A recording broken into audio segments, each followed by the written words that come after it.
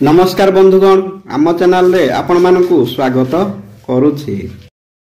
कइंछ मुदी परिधान करूछंती कि जानि रखंतु एही सबु नियम नचेत भोगी पारंती अनेक समस्या। वीडियोटी आरंभ करिबा पूर्व आपण मानकु मोर अनुरोध वीडियो को गोटे लाइक एवं आम चैनल को सब्सक्राइब करंतु। चलंतु जानिबा आजिर समय रे निजको सुंदर एवं स्टाइलिस्ट रखिबा पई अनेक लोके विभिन्न प्रकार पोशाक सह अनेक अलंकार मध्य पिंधि थांती। सेही परि किछि लोक माने अनेक प्रकार मुदी मध्य पिंधिबाकू पसंद करि थांती। खास करी वर्तमान समय रे अनेक लोक कइंछ मुदी पिंधिथिबार देखिबाकू मिलुछि। किंतु केउ लोक केउ प्रकार कइंछ मुदी पिंधिले सेमानक पई शुभ फल प्रदान करिथाए सेही विषय रे अनेक लोक जानि न थांती। फलरे सेमाने अनेक समय रे विभिन्न प्रकार समस्यार सम्मुखीन होई थांती। तेबे आसंतु जानिबा किए केउ प्रकार मुदी पिंधिबा द्वारा यह शुभ फल प्रदान करिथाए। एक शास्त्र अनुसार कइंछ मुदी साधारणतः रूपार होइथिबा आवश्यक। जेउ माने एही मुदी पिंधुचंती सेमाने रूपा कि चांदीर कइंछ मुदी परिधान करिबा उचित। नचेत यही मुदी आपणक पई समस्या सृष्टि करिवार संभावना अधिक रही थाए।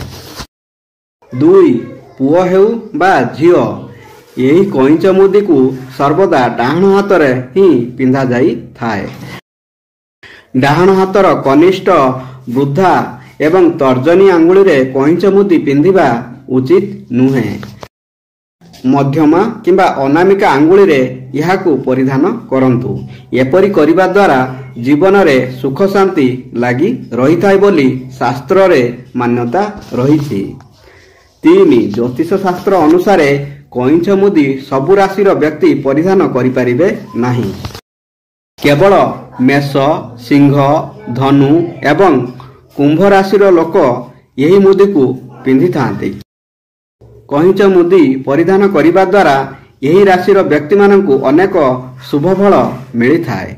यही राशि रो व्यक्ति जदि निज अंगूठी रे कइंच मुदी पिंधंती तेबे सही व्यक्ति रो जीवन धन संपत्ति एवं ऐश्वर्य रे भरी जाई थाए।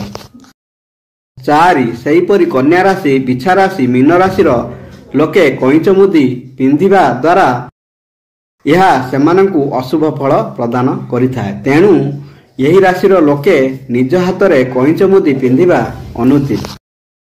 5 शास्त्र मतरे कइंच मुदी किणिकी पिंधिबा पई शुक्रवार को सर्वश्रेष्ठ दिन बोली कहा जाई थाए। ता सहित दिन बेला अर्थात सूर्यास्त हेबा पूर्वरु ही कइंच मुदी को पिंधिबा उचित बोली शास्त्र रे मान्यता रहिछि। 6 कइंच मुदी को पिंधिबा पूर्वरु यार किछि नीति नियम रहिछि जाहाकू मानी यही मुदी को परिधान करा जाए। तेबे कइंच मुदी परिधान करिबा पूर्वरु याहाकू भल भाबरे गंगा जल रे धोई दियंतु।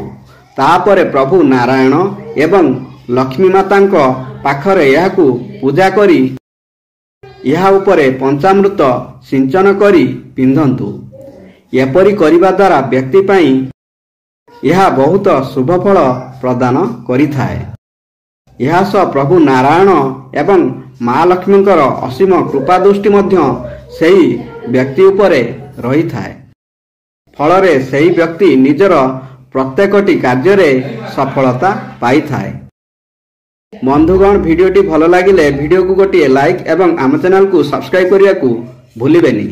धन्यवाद। जय श्री कृष्ण।